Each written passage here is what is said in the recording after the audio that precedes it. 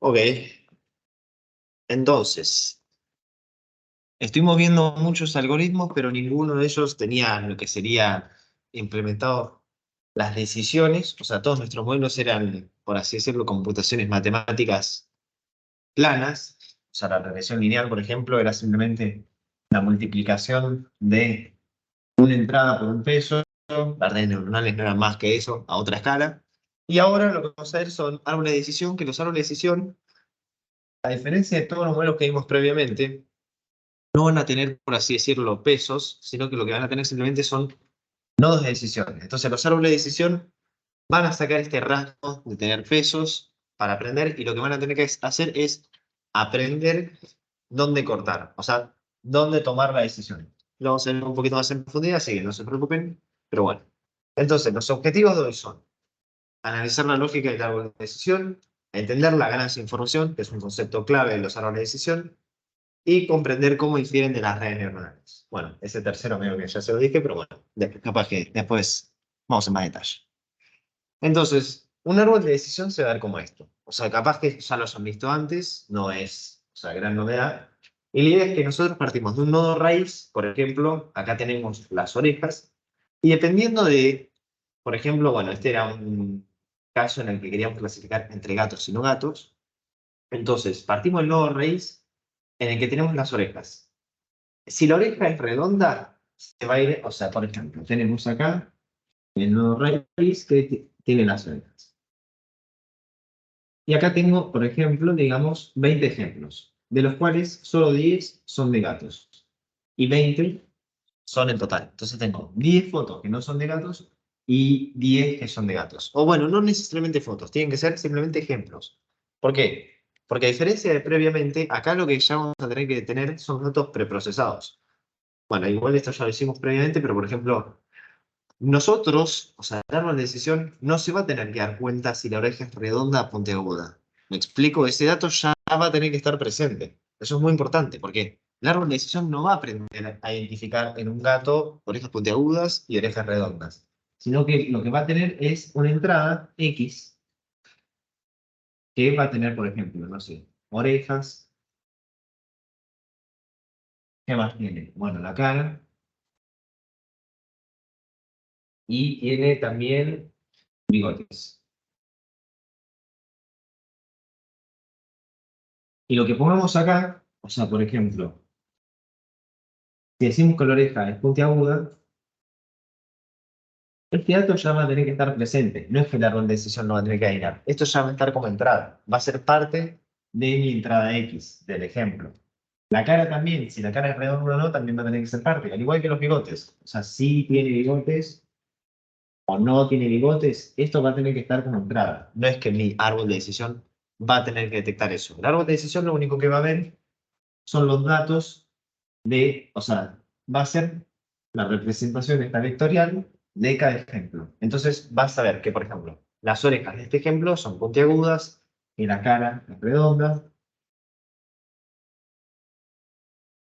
y que sí o no tiene bigotes. Pero no va a tener que deducir, o sea, según una foto o sea, parte de una información, que las orejas son puntiagudas, que la cara es redonda y que sí o no tiene bigotes. Esta información ya va a tener que estar presente. A diferencia de antes, que nosotros, no sé, por ejemplo, capaz que apuntábamos a detectar cosas, el árbol de decisión lo que va a tener que tener es los datos, por así decirlo, ya preprocesados.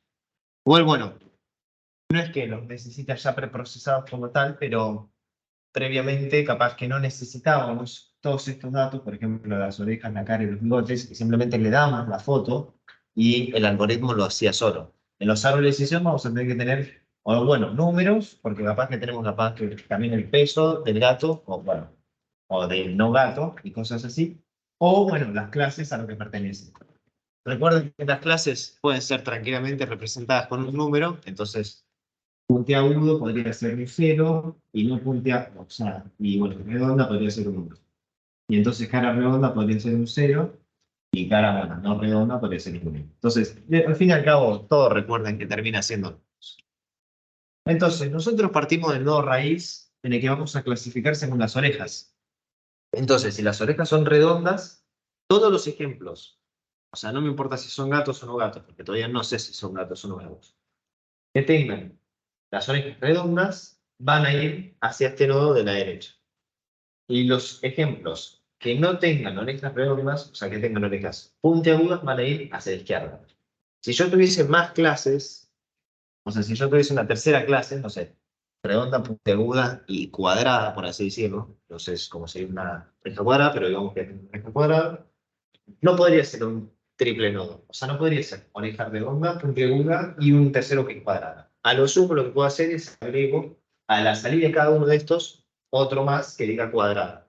¿Me explico? O sea, no hago tres de una, sino que los subdivido en dos partes. Entonces, por ejemplo, vengo acá, tengo la oreja. Bueno, bien. Esto era si la oreja era redonda. Y acá lo que puedo preguntarme ¿es cuadrada? Entonces, acá tengo un sí, tengo un no, y bueno, así puedo seguir desarrollando el árbol de decisión. Sí. ¿Qué cambio entre una decisión y usar if? En realidad, el árbol de decisión es un montón de ifs. O sea, lo que va a hacer es, tiene un dato, o sea, no es, o sea, como vimos antes, ¿se acuerdan que teníamos un montón de pesos y matrices y había que computar un gradiente y todo eso? Bueno, en el árbol de decisión, como bien dice su nombre, simplemente son decisiones a tomar. Si te das cuenta, o sea, al programarlo, lo único que vas a hacer es un montón de ifs. Entonces vas a decir, sí. O sea, al programarlo, capaz que creas una clase que se llame nodo, y esa clase nodo, según lo que le pase como atributo, lo va a comparar contra cierto rasgo. Entonces, por ejemplo, la oreja la va a comparar contra si es redonda, si es puntiaguda, si es cuadrada. Y si es redonda, o sea, lo va a mandar al siguiente nodo, que lo vas a tener que definir como vos quieras, y si no, lo va a tener que mandar a este. O sea, técnicamente el árbol de decisión, y es que así funcionan, son un montón de ifs. O sea, cada vez que entramos un nodo, caemos en un if en el que nos preguntamos si es tal condición o tal otra. O sea, puede ser o numérica, porque podemos estar hablando, perdón, del peso, por ejemplo, de algo, o puede ser categórica. Lo numérico igual nos vamos a centrar después, cómo se toma, porque no es tan fácil. Pero bueno, lo categórico es más fácil porque son discretas. Entonces tengo ifs finitos. En un numérico no tanto. O sea, si tengo pesos del 0 al 10, tendría infinitos ifs. Así que vamos a ver después cómo, bueno, nos arreglamos en esos casos. Entonces, partimos del nodo raíz, que es el primer nodo, y nos preguntamos, bueno, la oreja, ¿es redonda o es puntiaguda? Si es redonda, nos vamos a este segundo nodo, en el que nos preguntamos la cara. La cara es redonda o no redonda. Y entonces, porque nosotros decimos que era así y porque la mayoría de nuestros ejemplos cayeron acá, si la oreja era redonda y la cara era redonda, vamos a clasificarlo como un gato. Esta decisión la vamos a tomar porque al entrenar, nosotros hicimos estas decisiones, o sea, con nuestro set de entrenamiento, y lo que terminó pasando es que cuando decíamos, o sea, clasificamos al animal, todavía no sabemos si era gato o no gato, y decíamos que la cara era redonda, teníamos una mezcla entre gatos y no gatos. Pero después, si nos preguntábamos si la cara, bueno, perdón, dije cara, era la letra, y si después nos preguntábamos si la cara era redonda, terminamos con que todos eran gatos. Entonces, todos mis ejemplos de entrenamiento que tenían orejas redondas y caras redondas pertenecían a gatos, o al menos la gran mayoría. En cambio, si tenía oreja redonda, pero cara no redonda, la mayoría caía en no gato. En caso análogo, si nos íbamos a la oreja puntiaguda, si tenía orejas puntiagudas, pero tenía bigotes, lo íbamos a clasificar como un gato.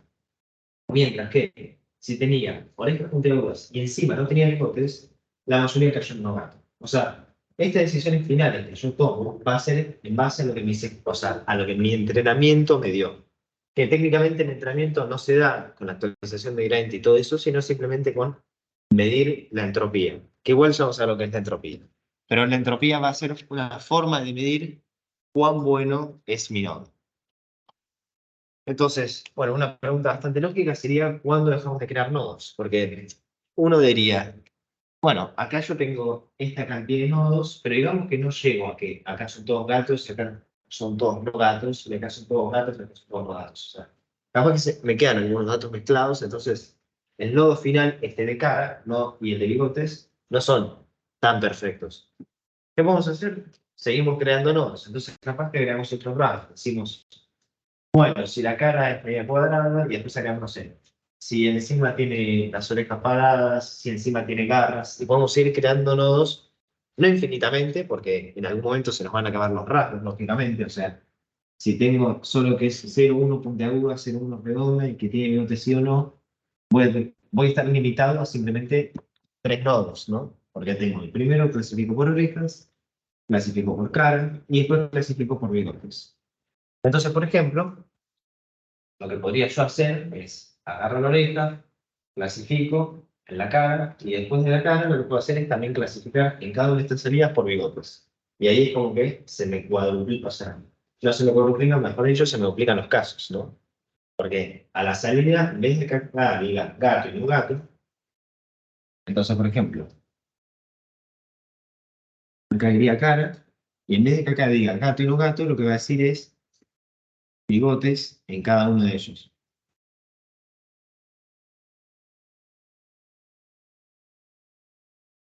Y bueno, después acá sí decimos es gato o no es gato, en cada uno. Y cada uno estaría evaluando un caso diferente, o sea, por ejemplo, oreja redonda, cara redonda, con bigotes es un gato, sin bigotes es un gato, por así decirlo, ¿no? Pero el chiste es que yo podría seguir creando nodos y hay ciertas limitaciones, porque si sigo creando nodos, lo que va a tener que hacer, lo que va a tener pasando es que mi modelo va a terminar cayendo en el overfitting. Porque imagínense, si nosotros creamos un nodo que es específicamente para solo un gato, o sea, por ejemplo, que un solo gato cae en esa clasificación, por ejemplo, solo un gato tiene orejas redondas, cara redonda y no tiene bigotes. Digamos que creamos este nodo específicamente para que caiga este gato acá.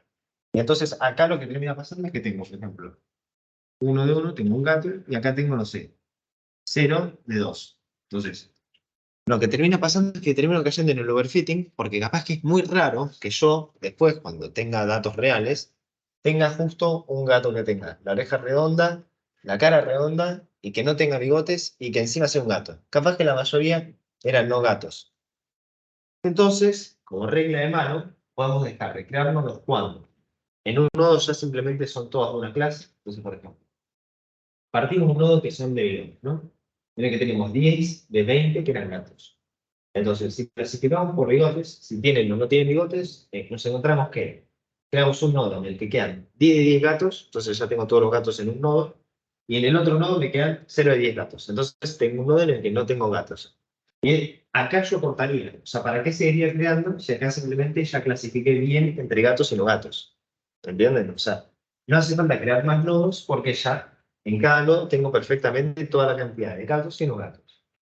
También se deja de crear cuando el árbol se hace muy profundo. O sea, cuando ya le creo, cuando ya se hacen muchas hojas, porque, bueno, estas se llaman hojas, lo que termina pasando es que el árbol va a terminar cayendo en el overfitting. O sea, tampoco igual es tan significativo cuando o sea, el overfitting este comparado con el de las redes neuronales, pero sí que está presente. Entonces, si el árbol se hace muy profundo, y es que muy profundo depende de nuestra aplicación, o sea, depende de cuántos rasgos tengamos.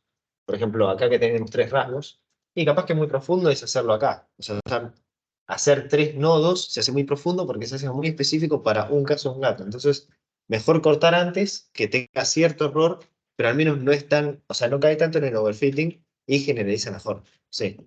Esto es una manera diferente de entrenar modelos.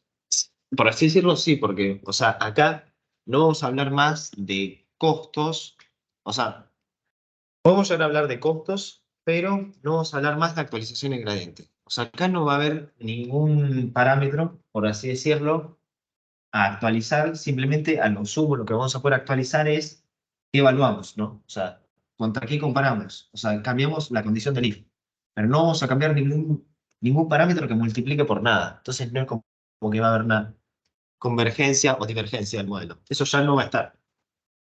Sin embargo, el concepto de costo se sigue manteniendo, porque podemos ir contrastando lo real contra lo predicho. O sea, sí, lo real contra lo predicho. Que igual el costo ya no nos serviría tanto porque nos va a dar un número, pero no vamos a poder optimizar contra ese número. O sea, si el costo nos da 0,228, cuando estábamos hablando de redes neuronales era perfecto porque podíamos tomar derivadas con respecto a eso. Ahora, si el costo nos da 0,58 en nuestro árbol de decisión, no nos sirve de nada. O sea, no nos da nada de información porque lo único que hace es comparar y nos da simplemente una métrica, pero no se puede optimizar con respecto a esa métrica. Sería mucho mejor, ahora sí, por ejemplo, evaluar el puntaje de F1 o evaluar la precisión. Pero la precisión en el sentido de accuracy. O sea, ¿cuánto predecimos bien? Recuerden que precisión y accuracy son diferentes. En español suenan igual porque no, mayormente entre o sea, una traducción accuracy y a precision que sea diferente porque ambos refieren a lo mismo, pero técnicamente son diferentes. Estas dos son diferentes, pero bueno, no nos vamos a meter ahora en eso. Bueno, entonces, para medir cuán bueno es un nodo, vamos a medir su pureza y su entropía. La entropía va a ser cuán mezclado está el nodo. A más mezclado esté el nodo, va a ser mucho peor, porque si por ejemplo yo tengo un nodo, por ejemplo, el primer nodo tengo 10 de los 20 que son gatos. Ese literalmente está mezclado por la mitad. O sea, la mitad son gatos y la mitad no son gatos. Sería como el peor caso posible, porque es donde más mezclado lo tengo. ¿Me explico? Entonces, pues, si clasifico por bigotes, me hará quedar en un nodo que 7 de 12 son gatos y en el otro nodo que 3 de 8 son gatos. Si notamos, es como que mejoró un poquitito porque pasó de estar a la mitad, literalmente, a estar, por ejemplo, acá un poquito sobre la mitad y un poquito menos de la mitad. O sea, 3 sobre 8 es menos que 4, o sea, que un medio. Por lo tanto, acá no está tan mezclado, está simplemente igual un octavo menos mezclado. Y 7 sobre 12 tampoco está tan mezclado. O sea, 6 sobre 12 sería lo más mezclado posible, así que 7 sobre 12 mejora un poco. No se confundan, o sea, no es malo, por ejemplo, que acá me quede 9 y acá me quede 2, sino que el chiste sería ese. O sea, que uno tienda a estar, o sea, que me quede 1 y el otro me debería quedar 0. O sea, que me quede. La idea sería que en uno me queden todos gatos y en uno que me quede ningún gato. Y ahí sería un nodo perfecto porque logré separar bien todos los gatos de todos los no gatos. Entonces vamos a medir la entropía. La entropía lo que va a hacer es una computación de cuán mezclado está mi nodo. Entonces, por ejemplo, para este nodo, en el que tengo que 7 de 12, que son, o sea, 7 de mis 12 ejemplos que se fueron acá son gatos, la entropía me va a quedar de 0,28, que es una bastante buena entropía, por lo tanto significa que el nodo es como que bastante bien logra distinguir entre gatos y no gatos. Igual, bueno, vemos que me falta bastante, pero bueno, bastante bien. Y en el otro, que tengo 3 sobre 8, la entropía me da de 0,78. Que bueno, no está tan buena porque mientras más tienda a 1 la entropía, significa que el modelo va a ser que el nodo va a ser más impuro. Entonces, o sea, cuando yo tengo, por ejemplo, acá 6 de 12 y acá 4 de 8, la entropía va a ser de 1 porque es cuando mis datos van a estar más mezclados. Y eso, o sea, la entropía máxima refiere a que los datos están mezclados y tengo completamente mezclados los gatos con los no gatos y la mitad van a ser gatos y la mitad van a ser no gatos. Entonces, el no, por así decirlo, es bastante malo y lo que habría que hacer es refinarlo para disminuir esa entropía. Entonces, tenemos más ejemplos de gatos en uno y más ejemplos de no gatos en el otro. O sea, el objetivo del árbol de decisión clave es separar entre una clase y la otra. Entonces lo que queremos es separar lo máximo entre las dos clases. Y esto lo terminamos midiendo con la entropía. Bueno, como dato curioso, va, no tan curioso, pero bueno, sí, tenerlo.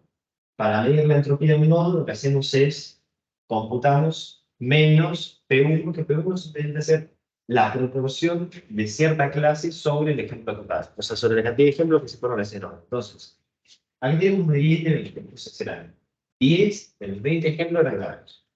Al clasificar por bigotes, acá me quedan dos ejemplos de entrenamiento. De esos 12 ejemplos de entrenamiento, 7 pertenecían a gatos. Entonces, P1 va a ser 7 sobre 2. Y P1 right, o sea, que sería el left y right, va a ser 3 sobre 8. O sea, 3 de los 8 ejemplos que se fueron para acá son no gatos. Y bueno, las entropías se calculan, me quedan 0,28 y 0,78. Bueno, creo que hay un problema con la computación, pero bueno. No le confíen mucho esos números. Es simplemente una medida. La idea es que mientras más cercano estamos a uno, peor está. Es más, creo que 7 sobre 12 debería dar 0,78, pero bueno. Creo que me falló la calma. La ganancia de información. La ganancia de información es simplemente una medida de cuánto mejoró el nodo previo con respecto al actual. Entonces, nosotros partimos de este nodo que es el de bigotes. En el de bigotes teníamos literalmente una entropía de 1. ¿Por qué? Porque teníamos que la mitad eran gatos y la mitad eran no gatos. Entonces, era el peor caso posible.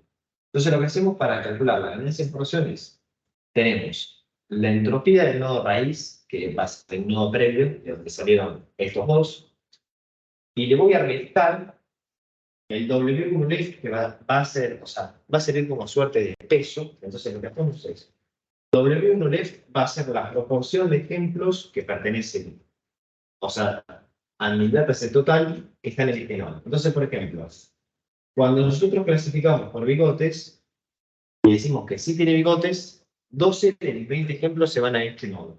Entonces, el peso que le voy a asignar es 12 sobre 20. ¿Por qué? Porque acá se fueron más ejemplos. Entonces va a ser más importante que el otro nodo en el cual se le fueron solo 8 de 20.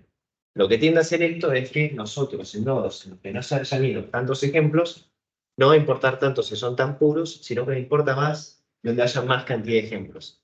¿Me explico? O sea, donde haya más proporción de mi dataset es donde voy a ponderar más la entropía. Entonces, la entropía del nodo este de la izquierda, no sé, la izquierda, pero también no sé. Entonces, del nodo este de la izquierda va a ser simplemente el peso, o sea, la proporción de ejemplos total, o sea, la proporción entre los ejemplos que cayeron en este nodo, que eran 12, sobre el total de ejemplos, que eran 20. Y en el otro, como cayeron los otros, simplemente me queda 8 sobre 20. A estos dos los voy a tener que multiplicar por la entropía de cada uno de los nodos. Entonces, en este nodo me quedaron que 7 de 12 eran gatos. Y en este nodo me quedaron que 3 de 8 eran gatos. Entonces lo que hago es calculo las entropías, como lo habíamos hecho antes, y hago 12 sobre 20 por la entropía de 7 sobre 12 más 8 sobre 20 por la entropía de 3 octavos. Entonces lo que logro hacer es pondero cada una de las entropías de cada uno de los nodos que creé, y a todo eso se la resto a la entropía del nodo anterior. Si se dan cuenta, la lógica de esto es que mientras mayor sea la entropía de los nodos generados, menor va a ser esta ganancia de información. Porque este nodo raíz y esta recta van a tender a ser similares. O sea, si yo tengo más entropía acá, acá resto más, ¿no? O sea, no sé, por darles un ejemplo, digamos que la entropía de mi nodo raíz era de 0,5. Y si yo tengo que esa suma es 0,4, mi ganancia de información va a ser 0,1.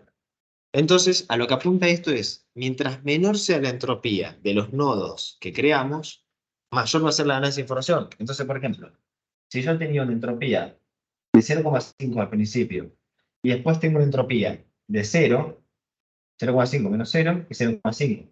Entonces, la ganancia de información es 0,5. Es una ganancia de información importantísima porque los nodos que generé después no tienen entropía con respecto al primero. Entonces, ganamos 0,5 de información.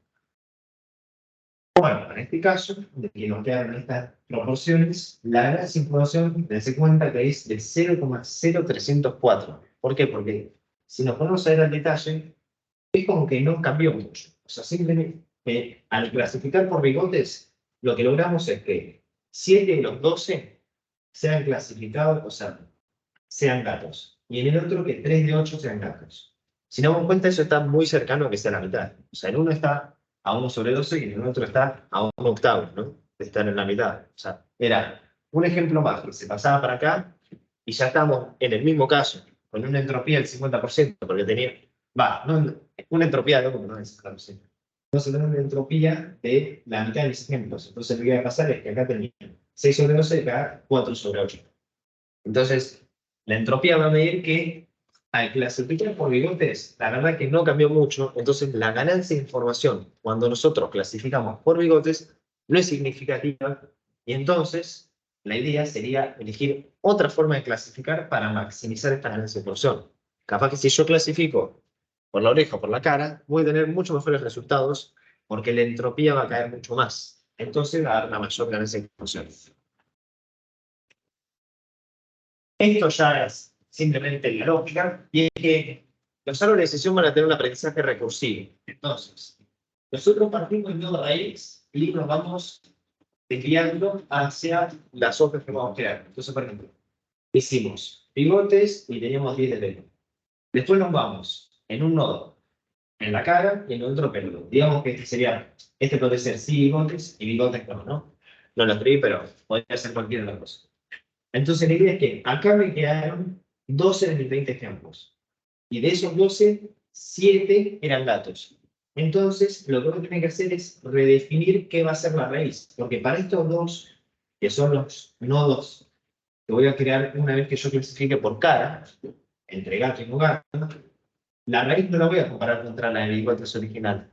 La voy a comparar contra la de cara. Entonces, por ejemplo,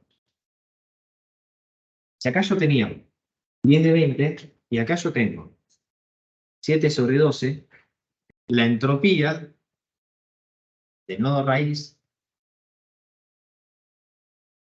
la voy a comparar contra 7 sobre 12, no contra 10 sobre 20. Porque para estos dos nodos, que son los de bigotes, no me interesa cuánto haya sido en oreja, sino que me interesa cuánto fue en cara, porque es el nodo previo. Entonces la análisis de información se compara contra el nodo previo, no contra el primer nodo de todos.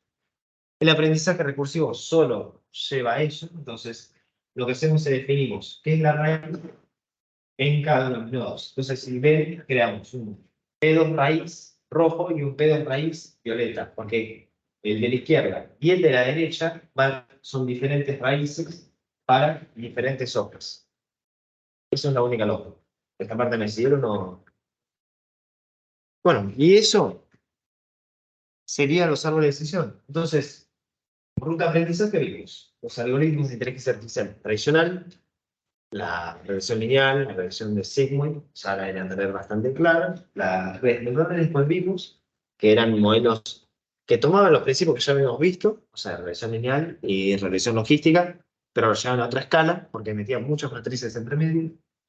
Vimos cómo se utilizan los modelos, o sea, todos los algoritmos que estuvimos viendo hasta recién, cuando tomamos la prueba, era simplemente de optimización de los modelos, batch norm, Adam, momentum, y bueno, la normalización son simplemente formas de optimizar el modelo, y ahora estamos viendo la decisión que no son mucho más de lo que acabamos de ver. O sea, la normalización lo único que va a hacer es toma decisiones y después va calculando la entropía con, bueno, el cálculo que habíamos visto antes, que era menos P1 por el logaritmo de P1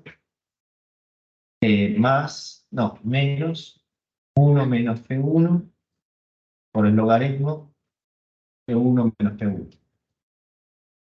Y de esta forma yo calculo la entropía, que es el concepto clave de los árboles de decisión, y que va a medir cuán mezclados están mis datos. Una entropía cercana a 1 significa que mis datos están muy mezclados, entonces es muy malo el nodo. Y una entropía cercana a 0 significa que mis datos están recontra separados, entonces elegí un rasgo muy bueno para separar entre gatos y gatos. Eso sería todo.